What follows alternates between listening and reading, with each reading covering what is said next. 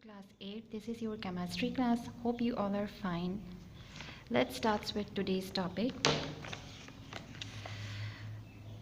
Today we will discuss about metallic bonds. That what are metallic bonds? Which type of bond are they? And in which atoms or in which molecules they are formed. Like if they are present in between atom or if they are present in between molecules. So let's start. There are many metals present in the periodic table, for example, aluminum, copper, platinum, etc. Metals are formed from atoms, not from molecules. For example, a sample of pure gold is formed of gold atoms. The atoms in metallic solids are bonded tightly to each other. These bonds are neither ionic nor covalent because they are neither formed due to electron transfer nor due to sharing of electrons between atoms. In metals, we deal the different kind of bond called metallic bond.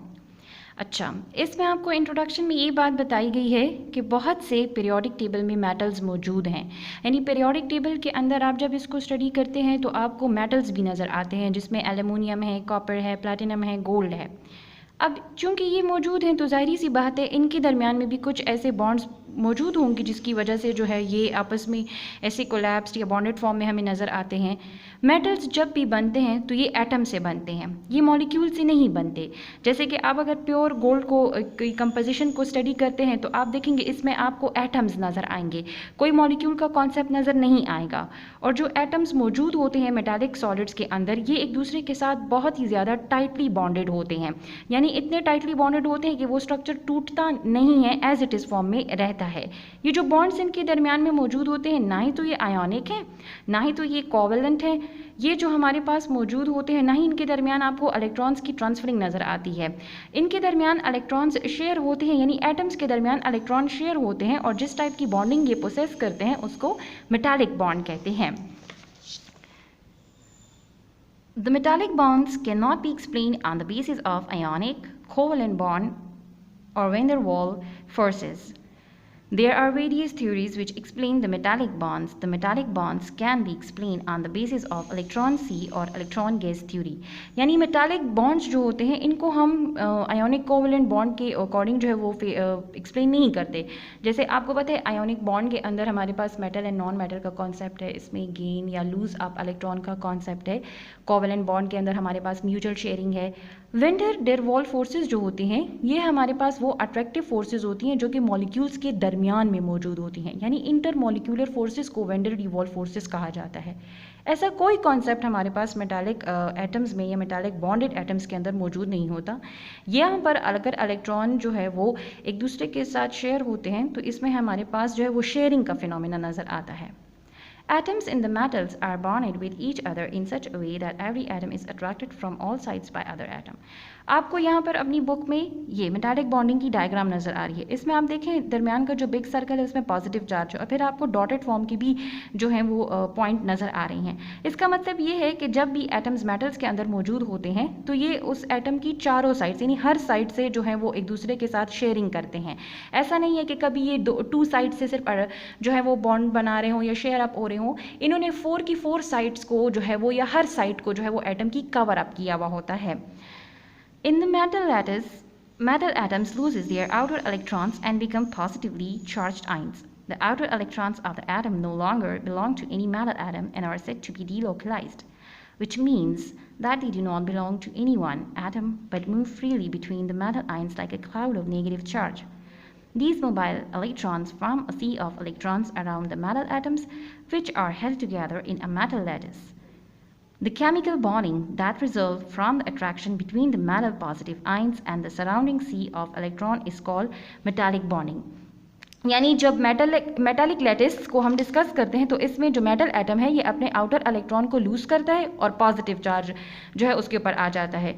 जो outer electron atom होता है वो फिर उस metals के साथ यानी वो उस एटम के साथ नहीं होता, एग्जिस्ट नहीं करता, बिलोंग नहीं करता। हमारे पास म्यूचुअल शेयरिंग है। वेंडर डेर वॉल फोर्सेस जो होती हैं ये हमारे पास वो अट्रैक्टिव फोर्सेस होती हैं जो कि मॉलिक्यूल्स के दरमियान में मौजूद होती हैं, यानी इंटर मॉलिक्यूलर फोर्सेस को वेंडर डी वॉल फोर्सेस कहा जाता है। ऐसा कोई कॉन्सेप्ट हमारे पास मेटालिक एटम्स में या मेटालिक बॉन्डेड एटम्स के अंदर मौजूद नहीं होता। यहाँ पर अगर इलेक्ट्रॉन जो है वो एक दूसरे के साथ शेयर होते हैं तो इसमें हमारे पास जो है वो शेयरिंग का फिनोमेना नज़र आता है। Atoms in the metals are bonded with each other in such a way that every atom is attracted from all sides by other atom. आपको यहाँ पर अपनी बुक में ये मेटालिक बॉन्डिंग की डायग्राम नज़र आ रही है। इसमें आप देखें दरमियान का जो बिग सर्कल है उसमें पॉजिटिव चार्ज है और फिर आपको डॉटेड फॉर्म की भी जो है वो पॉइंट नज़र आ रही हैं। इसका मतलब ये है कि जब भी एटम्स मेटल्स के अंदर मौजूद होते हैं तो ये उस एटम की चारों साइड यानी हर साइड से जो है वो एक दूसरे के साथ शेयरिंग करते हैं। ऐसा नहीं है कि कभी ये टू साइड से सिर्फ जो है वो बॉन्ड बना रहे हों या शेयर अप हो रहे हों। इन्होंने 4 की 4 साइड्स को जो है वो या हर साइड को जो है वो एटम की कवर अप किया हुआ होता है। In the metal lattice, metal atoms loses their outer electrons and become positively charged ions. The outer electrons of the atom no longer belong to any metal atom and are said to be delocalized, which means that they do not belong to any one atom but move freely between the metal ions like a cloud of negative charge. These mobile electrons form a sea of electrons around the metal atoms, which are held together in a metal lattice. The chemical bonding that results from the attraction between the metal positive ions and the surrounding sea of electron is called metallic bonding.